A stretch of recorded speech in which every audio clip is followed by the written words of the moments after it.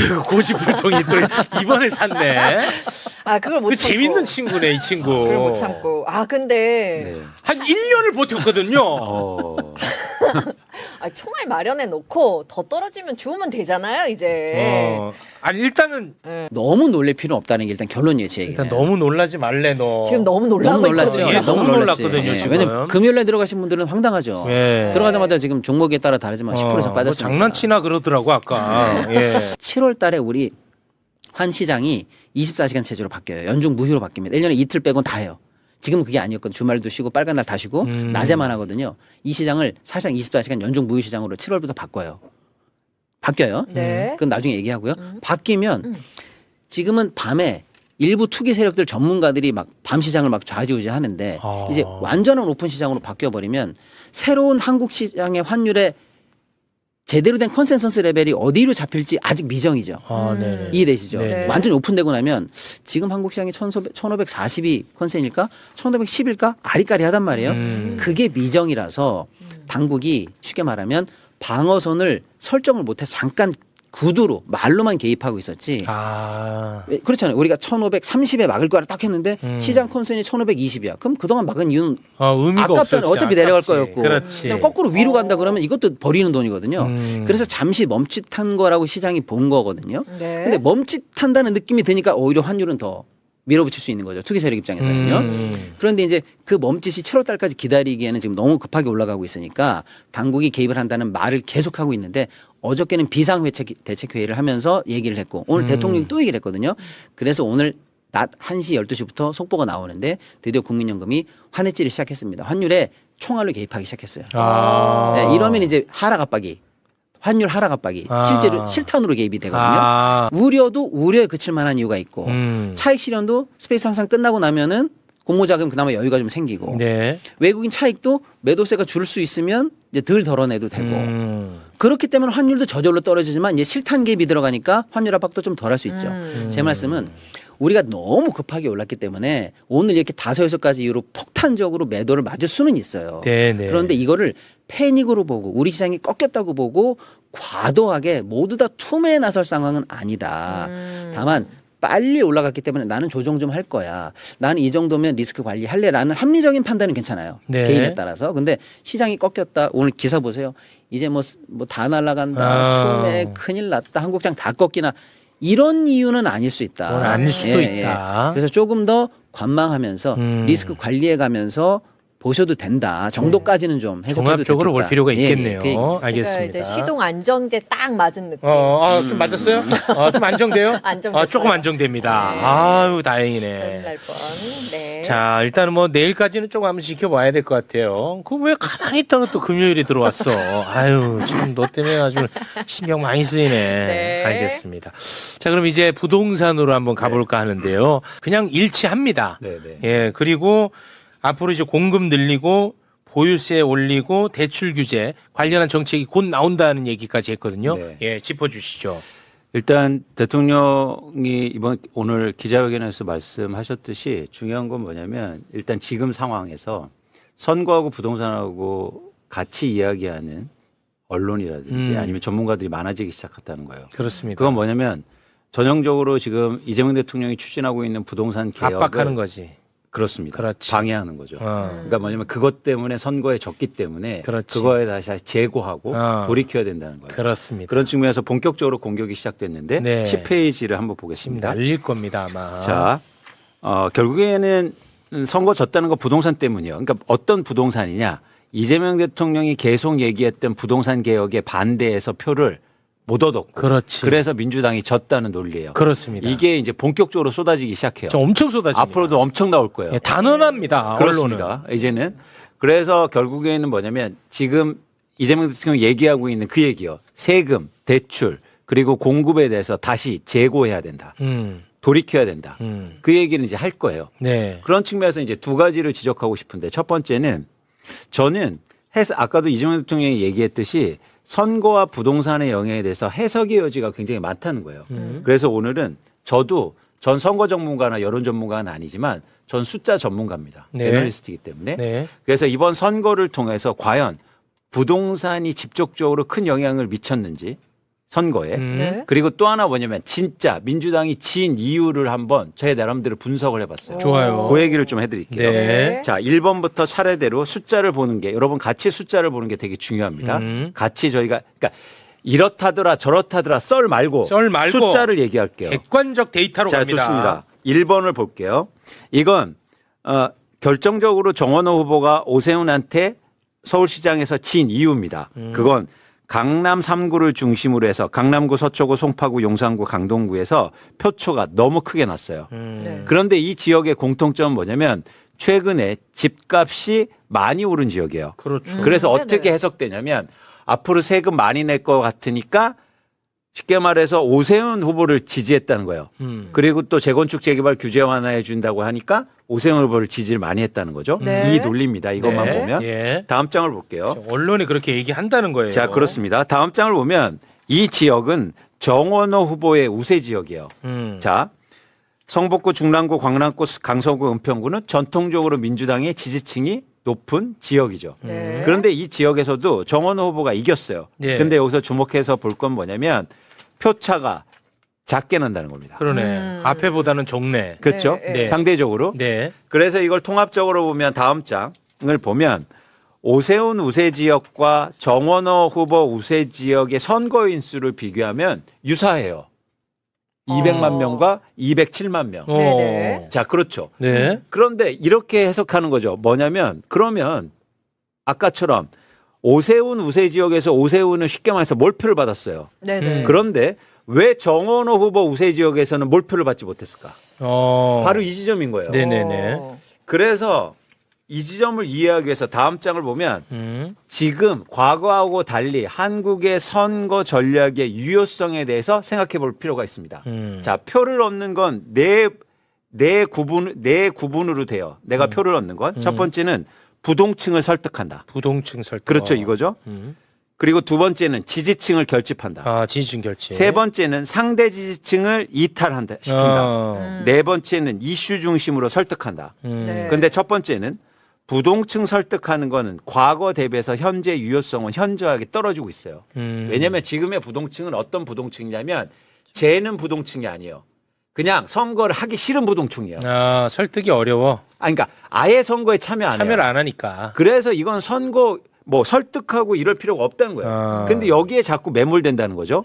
과거하고 다른 지점이에요. 자, 두 번째는 지지층 결집이에요. 지지층 이게 결집. 과거보다 훨씬 더 유효성이 높아졌어요. 어. 지지층이 더 많이 투표장에 오는 게 선거에 결정적으로 영향을 미친다는 거죠. 아까 보세요. 오세훈 후보 우세 지역에서 오세훈 후보가 몰표를 받았죠. 아, 완전 결집했어. 근데 왜 정원호 후보 우세 지역에서는 몰표를 못 받았냐는 거예요. 아, 결집을 못했어. 그건 지지층을 투표장에 끌어오지 못했다는 거예요. 이해하셨죠? 네. 자, 세 번째는 뭐냐면 상대 지지층의 이탈을 유도하는 거예요. 그러니까 오세훈 후보 지지하는 층이 투표장에 못 오게 하는 거예요. 아. 그래서 이거는 뭐냐면 쉽게 말해서 네거티브 캠페인 같은 거죠. 네. 이건 제가 전문 분야가 아니니까 이거는 요거는 이제 그러니까 넘어가겠습니다. 넘겨. 네. 세 번째는 뭐냐면 이슈 중심으로 설득하는 거예요. 이것도 과거보다 현저하게 영향성이 줄어들었단 말이야. 결국 말씀드리고 싶은 건 뭐냐면 부동산과 관련해서 핵심은 뭐냐면 지지층을 결집하는 게 중요하다는 거예요. 네. 지지층을 결집하기 위해서 과연 민주당은 부동산에서 열심히 노력했느냐가 중요합니다. 그런데 오세훈은 열심히 노력했어요. 오세훈이 열심히 했지. 세금 깎아준다고 하고 재건축 규제해준다고 하고 부동산 지옥이라고 그거 계속 민 거예요. 계속했어 부동산. 근데 민주당은 과연 지지층을 결집하기 위해서 부동산 측에서 노력했냐는 거예요. 다음 장을 보시면 다시 한 번만 정리해 보겠습니다. 네. 민주당 입장에서는 민주당을 지지하는 지지층은 정책과 후보 상황에 따라서 투표율이 달라지는 거예요. 투표율이 달라져. 지지율이 달라지는 게 아니고 투표장에 오게 해야 됩니다. 투표장에 안 이게 나와. 핵심이었어요. 그렇지. 즉 부동산이 문제였던 건 맞습니다. 그런데 과연 민주당은 이번 지방선거에서 부동산에 확실한 공약을 내걸어서 지지층을 과연 투표장에서 끌어들였냐는 거예요. 그래서 이게 중요해요. 마지막으로 정리하자면 이겁니다. 6페이지를 볼게요. 자, 오세훈 우세 지역과 정원호 우세 지역의 선거인 수는 200만 명, 207만 명으로 동일해요. 네. 근데 잘 보세요. 정원호 득표율은 오세훈 우세 지역에서 39%밖에 되지 않았죠. 네. 오세훈 득표율은 무려 58%입니다. 그죠? 네. 근데 정원호 우세 지역에서는 투표율도 낮았고 그죠? 투표율도 낮죠? 아, 투표율이 한 3%포인트 낮네요. 그죠? 그 다음에 득표율도 마찬가지로 오세훈 우세혁 지역보다 낮아요. 이건 뭐냐면 제가 해석하는데 정원호 후보는 공약이나 정책을 통해서 지지층을 결집하는데 실패했다. 아, 우리가 이거 했었잖아. 그런데 사전에. 7페이지 보세요. 이런 걸 이해했으면 이런 정책이 공약이 나왔으면 안 돼요. 민주당의 대부분 지지층은 고가주택을 갖고 있지 않습니다. 그런데 소득세 감면이 공약으로 나와요. 이건 무슨 얘기냐면 전형적으로 뭐냐면 국민의힘은 지지층을 끌어오려고 한 거예요. 그렇지. 이건 절대 못 끌어온다고 제가 강조했잖아요. 계속 얘기했잖아. 압구정 현대아파트 살고 있는데 재산세 깎아준다고 그래서 정원 후보를 찍어줍니까? 안 한다고 했잖아. 이미 우리가. 그런데 어떤 정책도 민주당을 지지하는 예를 들어서 지지층을 와, 저 정책 너무 좋다. 부동산 관련해서 그런 정책이 전무했어요. 그렇습니다. 그러니까 실망한 거죠. 자, 다음 장부터는요. 이거는 박시동 대표가 저한테 제보한 사진입니다. 아, 그래요? 자, 보세요. 강남에 붙어있는 이번 지방선거에서 플랜카드예요. 일 잘하는 서울시장, 재건축 재개발. 이거는 그러니까 이미지상으로 오세훈이 잘하는 거지. 그렇죠. 그렇지. 이게 먹히냐고요. 안 먹히지. 그러면 강남에 살고 있는 민주당 지지층이 예를 들면 임차인들이요. 그럼 재건축 재개발 한다고 그러면 나 쫓겨나겠네. 아, 쫓겨나지. 전월세 가격이 엄청 오르겠네. 그러면 가슴이 갑자기 식지. 그러면은 투표장에 가겠냐고요. 못 가죠. 자, 다음 장이요. 강남구청장 후보인 김영곤 후보가 내세운 플랜카드입니다. 민주당 후보군요. 네. 강남 구민 세금 부담하라. 자기가 뭔데 실거주자 세금 감면을 건의한대요. 아무것도 아니면서. 아무것도. 뭐예요? 네. 당선됐어요. 뭐야? 국회의원이요? 뭐예요? 이재명 정부의 부동산 정책과 정반대. 그렇죠. 네. 이런 공약으로 과연 당선된다고 믿었습니까? 정반대. 말도 안 되는 이거를 일이. 진짜 원하는 사람은 이걸 더 잘하고 제일 특화된 게 오세훈이니까 네. 오세훈한테 더 가지. 그렇죠. 저는 민주당이요. 부동산 공약을 만들려면 예를 들어서 무주택자들. 그죠? 그렇지. 그다음에 수많은 임차인들. 그리고 높은 집값 때문에 어려움을 겪고 있는 청년과 그렇지. 무주택자 40, 50대 층 그들을 위한 공약이 뭐가 있었냔 말이에요. 그렇지. 근데 그들은 민주당을 믿고 그동안 계속 집을 안 사왔고 네. 집값 떨어진데 안정됐는데 여보 우리 참아봅시다. 이 상태에서 우리가 집값 한다면 민주당 정부에서 집값 더 오를 거 아니에요. 그렇게 참아왔잖아요. 이 계층한테 민주당을 어떤 공약을 내세웠냐고요. 그러니까 투표장에 안 나온 거예요. 맞아. 오세훈은 찍을 수 없으니까. 아, 진짜. 이 패배 원인을 모르고 아. 지금 문제가 되게 심각했습니다. 어떤 심각한 점이 나오냐면 이제 일부 집값이 높은 동네에서 민주당이 패배했단 말이에요. 네. 그러면 이게 바로 총선하고 이어져요. 제가 얘기 드렸잖아요. 이런 정책 나오면 항상 무슨 얘기 했습니까? 지방선거 끝나면 나올 거야. 지금 대통령도 그 얘기 하잖아요. 네, 맞아요. 아니요. 지금 국회의원들은 딴 얘기를 하고 있어요. 어떤 얘기입니까? 다음엔 총선이잖아요. 그러면 이제 나오는 부동산 정책이 총선에 영향을 미칠 거잖아요. 그렇죠. 그러면 결사적으로 반대할 가능성이 크단 말이에요. 아, 너무 어려운 이미 싸움. 그런 움직임이 시작됐어요. 어려운 싸움이야. 자, 아유. 자 개인을 비난하고자 하는 건 아닙니다. 그건 우리가 아닙니다. 여기에 답을 들어야 돼요. 자, 그런 거 11페이지. 아니야. 과천시가 지역구인 이소영 국회의원이 어제 페이스북에 이 글을 올립니다. 네. 부동산 실용주의와 노동개혁이요. 과천시장에서 민주당이 패배를 해요. 네. 그러니까 어떻게 연결되면 과천시가 집값이 비싸단 말이에요. 네. 그러니까 자연스럽게 보유세 올리고 재산세 만든다니까 반대할 것 같으니까 먼저 이런 얘기를 하는 거예요. 부동산 실용주의라는 단어 들어보셨습니까? 이게 뭐죠, 근데? 없어요. 이런 단어. 없어요? 부동산 개혁에 제가 볼 때 반대하는 단어예요. 아, 그렇게 보시는 거예요? 네. 부동산 실용. 그러니까 이런 지역구원들은 이미 총선을 준비하고 있다고요. 그럼 부동산 개혁이라든지 세금에 반대하겠지. 아, 그러니까 부동산 실용주의라는 말은 사실 오늘 제가 처음 들었는데, 네. 그러니까 부동산 시장을 안정화시키는 것은 어떠한 이념에 따라서 가는 정책이다. 우리는 그런 이념 정부가 아니다. 실용주의다. 요걸 강조하려고 부동산 실용주의 이런 걸 썼나 보네. 맞습니다. 맞지? 이재명 정부, 이재명 대통령이 명확하게 얘기했잖아요. 우리는 부동산 정상화로 간다. 그 정상화가 뭔지 아세요? 제가 명확하게 말씀드릴게요. 집값을 떨어뜨려서 수많은 무주택자와 청년들이 살 수 있는 대한민국의 부동산 시장을 만들겠다는 게 이재명 대통령의 이야기예요. 맞아요. 근데 그거를 이념으로 몰아붙이고 실용이라는 단어를 들어서서 그러니까. 반대하겠다는 얘기라고요. 그런가 이소영 의원은 여기서 답을 해야 됩니다. 답을 해야 돼요. 이 방송을 듣고. 아니면 저희가 이소영 의원한테 계속 질의할 거예요. 이런 민주당 의원들이 앞으로 엄청나게 생길 거예요. 왜냐하면 다시 얘기되지만 이번에 서울시에서 진 걸, 그리고 경기도에서 일부 지역에 진 거를 부동산, 이재명 대통령의 부동산 개혁 때문에, 부동산 정상화 때문에 졌다고 해석하면은 이제 이렇게 반대할 다 거예요. 꼬여버려. 자, 굉장히 중요한 기간입니다. 아까도 말씀드렸죠. 이재명 대통령이 이제 본격적으로 개혁에 나설 거예요. 네. 근데 민주당에서 이걸 도와주지 않으면 그럼 뭐 한 발짝도 나설 수가 없어요. 그렇죠. 그런데 이미 반동이 시작됐어요. 시작됐잖아요. 골치 아프네. 부동산 실용주의라는 단어는 저는 듣어보지도 못했습니다. 골치 아파. 예. 자, 그래서요. 이제부터 우리가 여기서 좌절하지 말고 할 일을 해야 되잖아요. 네. 우리는 이런 얘기하는 의원들 계속 얘기할 거고, 네. 그다음에 진짜 우리가 뭐가 필요한 정책이 필요한 건지, 그리고 정부하고 그리고 지금 청와대나 이재명 대통령이 원하는 부동산, 가고자 하는 부동산의 정상화 방향을 계속 네. 우리가 같이 얘기해야 돼요. 그래서 이광수 대표님은 말할 자격이 충분합니다. 왜냐? 네. 이광수는 정책적으로도 오세훈을 너무너무 끔찍이 싫어했지만 인간적으로도 오세훈을 싫어했어. 그 당선만큼은 막자는 차원에서 정원호 후보님 그렇게 가면 안 됩니다. 왜 오세훈이 잘하는 정책을 따라가려고 합니까? 정말 나는 오세훈이 당선되는 거 끔찍합니다. 이렇게 가면 안 된다는 것을 엄청나게 많이 경고를 했어. 맞아요. 마지막 날도 제가 그래 지지 연설도 가서 연설까지 제가, 했잖아. 정원 후보. 그러니까 제가 아시잖아요. 그러니까. 근데 그거보다 더 중요한 건 한국의 부동산 시장 정상화하지 않습니까? 그러니까 오늘도 이재명 대표 얘기하잖아요. 했잖아. 대한민국에서 가장 중요한 게 뭐냐? 부동산 개혁이다. 맞아요. 제일 중요하다고 했어. 그런데 왜 그거를 민주당에서는 그거를 왜 따라하지 않느냐고요. 이광수 소장님이 결과론적으로 얘기하는 게 아니라는 얘기를 하는 거야, 나는. 그렇죠. 네. 원래부터 경고를 네, 했었단 네, 말이야. 네. 그러니까 어떤 특정인을 비난하거나 비판하려는 의도가 아니라는 겁니다. 아니에요. 예. 우리가 큰 걸 보자는 거예요. 그렇습니다. 그래서 그 길을 가기 위해서는 사실은 이 걸림돌이 너무 많은데 네. 그거를 우리가 이게 너무 어쩌면 너무 큰 걸림돌이야. 국민의힘에서 이런 식으로 나오면 제거할 수 있어. 근데 우리 안에서 이게 나오면 그러면 너무 이거 힘든 어려워. 싸움이 너무 되는 거예요. 어려워. 이거는. 이거 그러면 어려워. 이재명 대통령도 혼자 할 수가 없다고 못해. 제가 말씀드린 거잖아요. 예.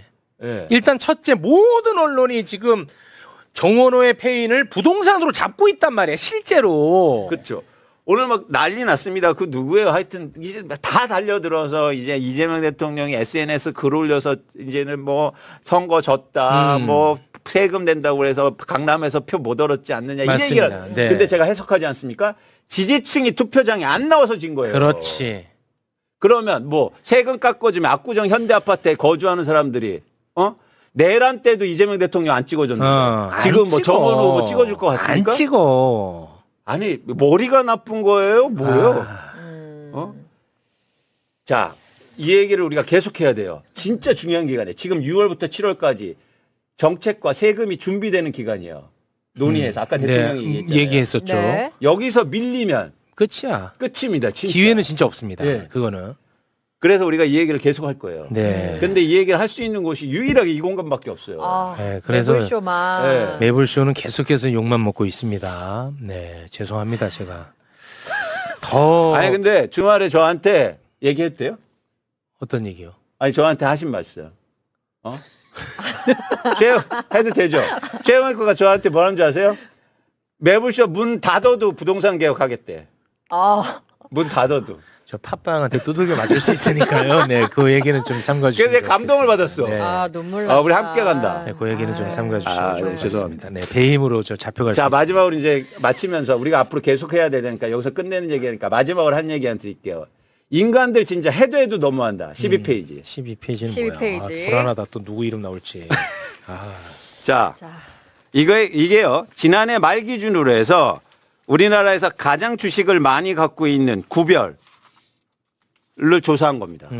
주식을 누가 가장 많이 갖고 있는 동네가 어디예요? 강남구, 성남구, 서초구, 성남시, 강남구, 서초구, 용산구, 강남구, 용인시 여기 다 졌어 민주당에. 그래? 이 너무들하네 이 사람들은. 아니 주식해서 돈 벌었으면 그나마 좀 찍어줘야 되는 거 아니에요 인간적으로? 그러게. 진짜네. 와 진짜 와. 와. 너무들 한다 진짜. 아니 그 주식으로 이렇게 돈 벌었는데도 안 찍어.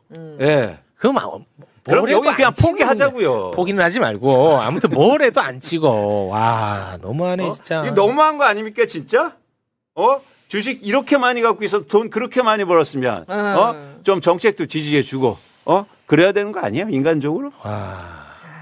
여기 다 줬어요 다. 다 좋네. 네. 성남시장 저쪽, 성남시장 졌어. 용인시장 저쪽, 강남구 이런데 뭐 몰표, 너무한다 진짜. 아니 이거 재미 많이 봤을 거 아니야 이 사람들은. 그럼 좀 아니 사람이 그렇잖아요. 에이. 아니 돈 벌게 해주면 마음이 가는 거 아니에요? 맨날 그랬잖아. 그럼 뭐 이익 투표한다고 하는데 이익 투표도 아니네 이것도. 네. 그러면 강남구는 이익 투표한다 그랬거든 그 동안에. 이익 투표도 아니야 이거 보니까. 네. 그런데 거기다 대고 재산세 깎아줍니다 그러면 표를 얻을 수 있습니까? 아이고. 저희가 그 지난 금요일에 또 이거 보유세 관련해서 이야기를 나눠봤는데. 아니, 세수는 일단 건드리지도 않았다는 게 팩트고 네. 집값 올라서 이제 세금을 내는 건데 그마저도 얼마 안 되더만. 그것도 제가 다 진짜 했잖아. 진짜 치꼬리더만. 아이고 그거 한 달에 몇십만 원 더 내는 걸로 어. 집값은 막 수억 원 올랐는데. 근데 이런 프레임을 더 강화시키는 게 민주당의 그런 정책들이야. 맞아요. 보유세 깎아드릴게요. 그러면 진짜 보유세가 높긴 높나 보네. 이렇게 된다니까. 네. 앞으로 이런 얘기하는 의원들 저 끝까지 쫓아가서 계속 제가 이제 제가 팜플렛 들려고 그래요. 그 지역 사무실 가서. 그 사람 비난하자는 게 아니야. 아니에요. 정책을 얘기하는 정책을 거예요. 얘기하는 왜 거잖아. 이재명 대통령하고 함께하지 않느냐고요. 근데 같은 당 아닙니까? 아니, 근데 그러면서 진짜로. 무슨 명이요? 뭐 이재명 따라간다는 건 뭐야? 그런 거래 자기가. 이재명 따르는 게 그 뭔데? 뭐야? 단어 있잖아. 뉴 이재명 이런 거래.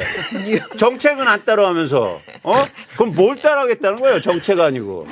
정책을 따라가야지. 정책을 따라가야 이재명이죠. 정책을 따라. 이번에는 실제로 행정가를 뽑는 건데 정책을 따라가야지. 그러니까 왜 웃었어요, 근데?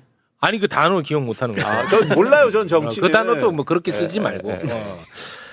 아니 정책을 실제로 이재명 정부의 부동산 정책에 정확하게 반대되는 슬로건을 걸었던 분들 이번에 당선이 만약 됐다 그러면 그나마도 내가 정치공학적으로 인정하겠어. 그렇죠. 다 떨어졌어. 맞아요. 맞잖아. 맞아요. 왜냐? 민주당 지지하는 사람들이 마음이 식거든. 안 갔어요. 안 가는 거야. 가더라도 구청장은 민주당 찍고 시장은 다른 사람 찍는 거야. 서울시의 50% 이상이 집이 없이 임차인들이요. 그렇지. 그러면 집값 안정된다고 하면 그 사람들이 좋아해서 열심히 찍어주는 거 아닙니까? 왜 그걸 이해 못해요? 진짜 이제 우리 삶이 바뀌겠구나. 그렇죠. 나도 그러니까 서울에서 일하시는 분들이 한해서입니다. 나도 서울에서 출퇴근할 수 있겠구나. 맞아요. 나도 신혼집을 서울에서 마련할 수 있겠구나. 그것도 질 좋은 걸로. 그렇죠. 내 삶이 바뀌잖아. 그렇죠. 맞잖아. 맞아요. 그 얘기를 하는 거잖아. 그러면 지금 이재명 적극적으로 정부는. 투표장에 가고 민주당을 지지하고 그러겠죠. 그런데 아무것도 없으니까 그나마 오세훈은 못 찍으니까 죽어도 못 찍으니까 맞아. 죽어도 못 찍으니까 그러니까 안 투표장에 나가는 간 거야. 아이고. 이거를 해석을 못해. 예. 근데 이 얘기를 우리가 안 했으면 우리가 뭐 후회를 하든 죄송하다고 하든 결과적인 얘기 이런 비판 받아도 되지만 우리가 계속 했단 말이에요 이 얘기를. 목이 터져라 얘기했잖아요. 그 정원호 캠프는 왜 안 했어 근데? 아니 그 지지 선언도 실제로 두 분은 사실 뭐 정치인도 아닌데 그 용기 내야 되는 거거든요. 그렇죠. 누군가에게는 이 버림받는 일이거든. 그렇죠. 지지하는 거. 그렇죠. 그러면은 그 소통이 가능했을 텐데 그거 왜 잘 안 되나 보네. 그 모르겠습니다. 그건 몰라요? 해석이 안 됩니다. 예. 그래서 근데 과거는 이제 그렇다 치자. 앞으로를 위해서 앞으로 얘기하는 거야 중요한 거예요. 이것도. 앞으로 그래서 이 앞으로가 더 중요하니까 네. 우리가 함께 이거 바꿔봐야 된다. 네. 그래서 중요합니다 지금 너무너무 중요해. 중요해요 지금. 근데 2개월. 너무 다행인 거는 오늘 이재명 대통령이 맞아요. 정말 정확하게 보고 있더라고. 그렇죠. 그래서 다시 한번 얘기합니다. 이재명 대통령하고 민주당은 같은 길을 가라. 당연하다. 아 당연하다. 맞아요. 그거는. 아니 그렇지. 민주당에서 이번에 지방선거 치를 때 이재명 정부 힘 실어주기라고 성격 규정했잖아. 네. 네, 맞아요. 근데 부동산 정책은 다 반대야. 네. 와 돌겠더라고. 그리고 나도. 이제 해석을 완전 다르게 해버려. 돌겠더라고. 부동산 정책 때문에 졌대. 예? 돌겠더라고. 자, 이제부터 시작입니다. 더 열심히 저희가 여러분들 도와주시고 보시는 분들도 동참하신다면. 네. 네. 네. 이제 정책만 남았다 이거죠. 정책으로 이제 밀고 가면 되는 거잖아요. 그렇습니다. 그리고 그리고 이게 쉽지가 또- 않다는 거야. 이재명- 어렵죠. 이제는 또 혼자 할 수가 없다는 없어. 얘기죠. 그러니까. 도와줘야 될 거 아니에요. 네. 도와주는 사람이 없어. 그렇습니다. 예. 너무 중요한 말씀이시고 시기적으로도 중요하다는 말씀에 또 저도 적극 공감하는 게 네. 사실 이제 정부가 예를 들어 부동산 세제든 뭐 공시지가 유리든 뭐 이런 걸 건드리는 기간이 지금부터 8월 말까지예요. 네. 이걸 지금 정해서 음. 이제 여당에 토스하는 게 국회에 토스하고 협조를 구하는 게 9월부터입니다. 네. 그때 이제 각종 반론들이 막 쏟아지면서 쏟아지겠지. 내용이 막 산으로 가기도 하고 그렇겠지. 뭉개지기도 하고 막 조정이라는 이름으로 네. 이렇게 왔다 갔다 하다가 결국 11월 이쯤 되면 이제 국회에서 방망이 치는 대로 이제 결론이 나기 때문에 정말 끔찍합니다. 지금부터가 사실은 이제 부동산 정책이 어떻게 보면 제일 중요한 진짜 이제 시작된 진- 거야. 근데 진검승부가 시작된 굉장히 상황은 안 좋아. 근데 지금 보세요. 제가 이런 얘기 했을 때 다 한 얘기가 뭡니까? 지방선거 끝나면 얘기하자. 맞아. 근데 지금 지방선거 끝나니까 얘기하는 게 뭔 이제 얘기가 또 나오는지 네. 아세요? 총선 얘기하자. 총선 얘기. 총선 끝나고 총선 하지. 준비해야지. 이 얘기를 해요. 맞아. 그러면 총선 부동산 끝나고 개혁은 하지. 언제 하자는 거예요? 총선 총선 끝나면 끝나고. 또 대선 얘기할 건데. 그럼 대선만 끝나고. 그러면 안 되는. 그러면은 맨날 실패야. 그러면은 그거 갖고 보수가 또 장난질하고 그렇죠. 장사 이번에도 졌잖아요. 또 졌잖아. 예. 아니 내란 이후로 해서 서울시장을 뺏기는 게 말이 말이 됩니까? 되냐 사실. 참 어렵습니다. 네. 뭐 근데 어려운 거 알고 있었으니까 그쵸, 우리는 뭐 그쵸. 쉽다고 생각한 적은 없었잖아, 그렇죠, 솔직히. 그렇죠. 예, 이겨야 된다. 그거는 이겨냅니다. 맞잖아. 네. 이겨내요. 아니 더 힘을 내려고요. 안 되겠어. 안 되겠어. 안 되겠어요. 이거는 진짜 안 될 것 같아. 안 되겠어. 네, 진짜 갈 때까지 한번 가보자. 네.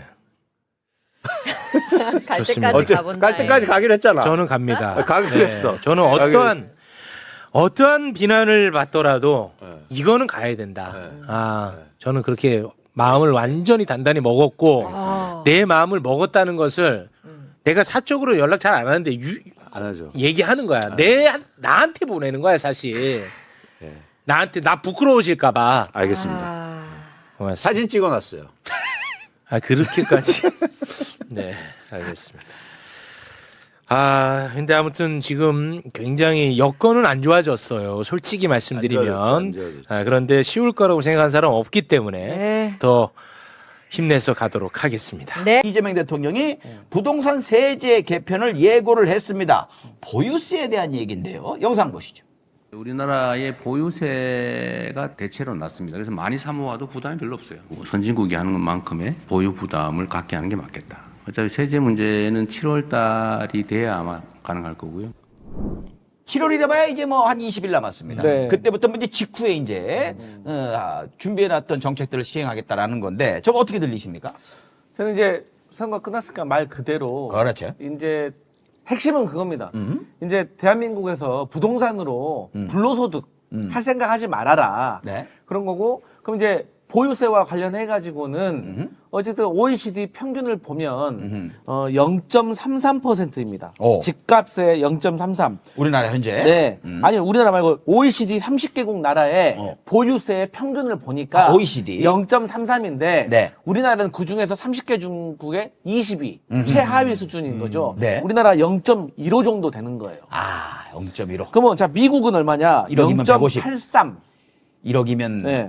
1억이면은 830. 그리고 매년. 그다음에 영국은 0.72, 일본이 0.49.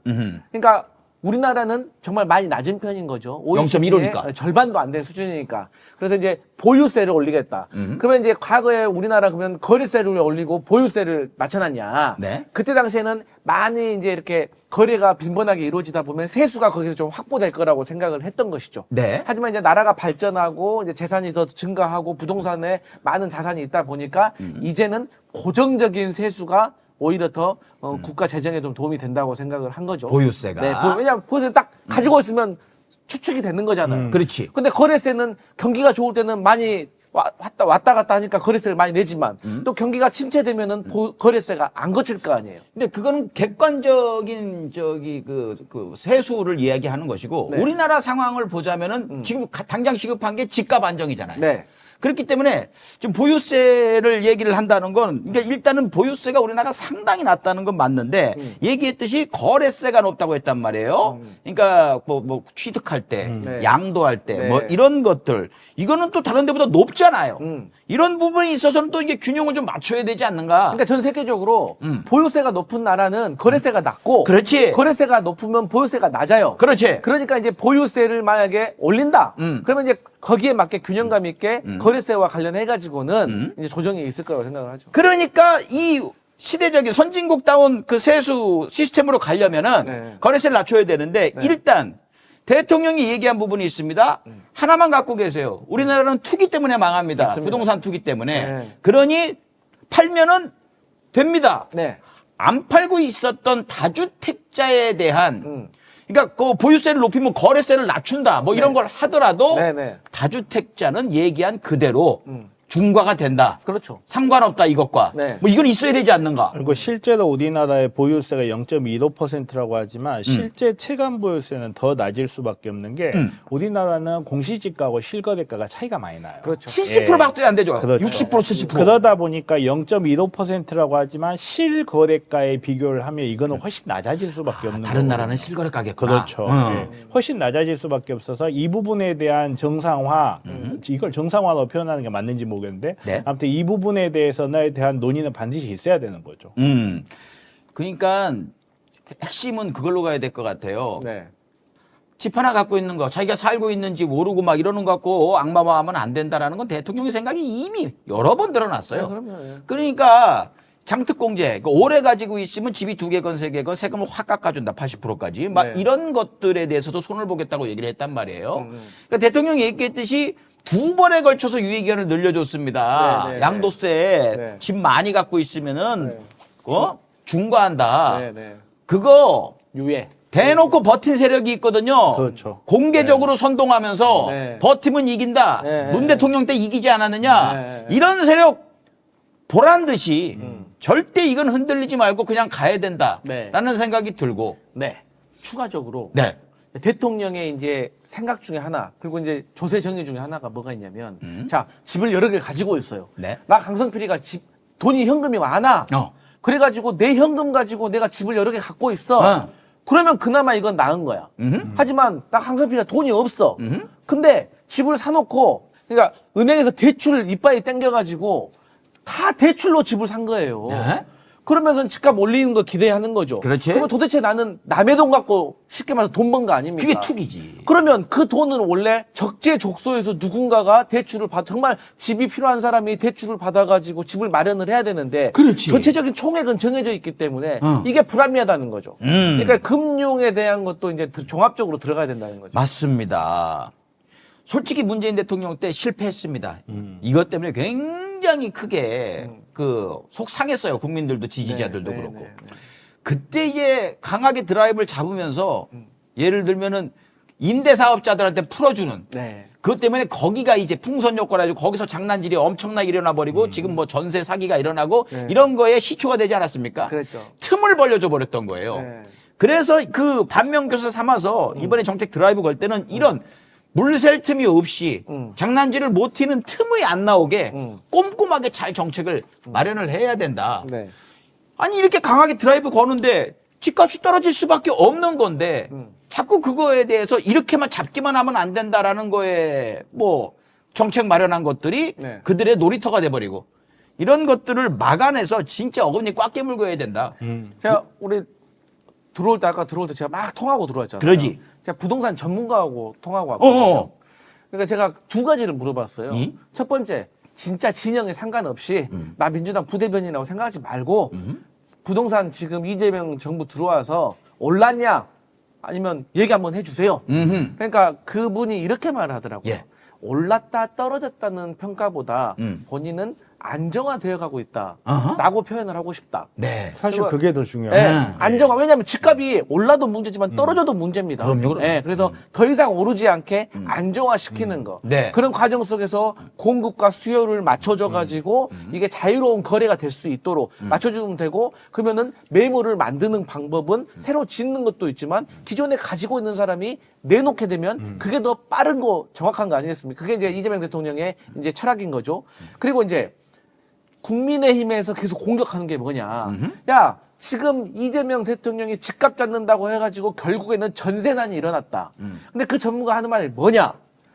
전세난이 일어났다는 표현보다는 지금 깡통 전세라든지 혹은 이 주식시장으로 돈이 좀 몰리고 있는 상황에서 전세에 대한 어떤 니즈보다 이제는 전세를 살던 사람이 월세로 전환하는 인식이 많이 퍼졌다는 거예요. 그래서 내가 예를 들어 전세가 10억짜리 집이면 최소 뭐 60%, 70%잖아요. 전세가가. 네. 그러면 내가 대출을 받아가지고 내 돈 싹 다 끌어가지고 전세금에 들어가 있잖아요. 그렇기 때문에 본인이 생각했을 때는 코스피가 올라가면 주식 투자를 하면 내가 돈 벌 수 있을 것 같은데 이게 지금 내가 그냥 빚내기는 그렇고 그래서 내가 차라리 전세 안 살고 내가 월세로 전환을 하고 나는 그동안 내 돈 가지고 대출을 갚고 나는 주식 투자하겠다라는 그런 인식의 변화가 있다는 거예요. 그런 흐름도 있고 대통령도 얘기하셨지만은 이번에 양도세 중과 정책 때문에 집을 판 사람들 그게 다 이제 그 전세에서 매매로 전환이 됐기 그렇죠. 때문에 그래서 줄어든 그래서 것도 그 표현이 있고. 뭐냐? 아니 그러면 집을 이제 그 판 사람이 나간 사람이 그 집을 뭐 부수고 가냐 이거예요. 그러면 집이 줄어들지. 그렇지. 근데 내가 전세 살고 있는데 집을 샀어요. 예. 그럼 내가 거기 들어가 살 거 아니에요.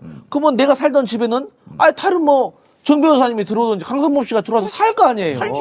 근데 다만 이게 강동에 사는 사람과 뭐 강북에 사는 사람과 이게 주파수가 안 맞아가지고 시기적으로 혼돈이 와서 일시적인 난처럼 보일 수는 있지만 근본적인 문제는 아니다라는 것이 그러니까 전문가의 전세라는 게 전 세계 어디에도 찾아볼 수 없는 오. 한국에만 있는 라임. 독특한 거거든요. 예, 라임 좋아. 근데 그 독특한 문화가 있을 수 있는 거는 부동산이 안정자산이라는 전제하고 그리고 금융이득이 높다라는 두 개의 전제가 있어야 유지가 가능한데 지금 네. 현재 한국의 부동산에서는 부동산이 완전히 안정자산이라는 믿음이 상당 부분 흔들려져 있어요. 그리고 예전에는 목돈을 한꺼번에 내고 내가 이 집을 사는 것 이걸 전제로 해서 전세를 살 수가 있었는데 지금은 이 목돈을 내가 한꺼번에 투입했을 때의 이자 비용과 실제로 그 부동산 임대를 했을 때 비용 자체가 크게 차이가 안 나는데 오히려 전세는 최근에 이제 전세 사기 문제라든지 네. 금융권의 부담 때문에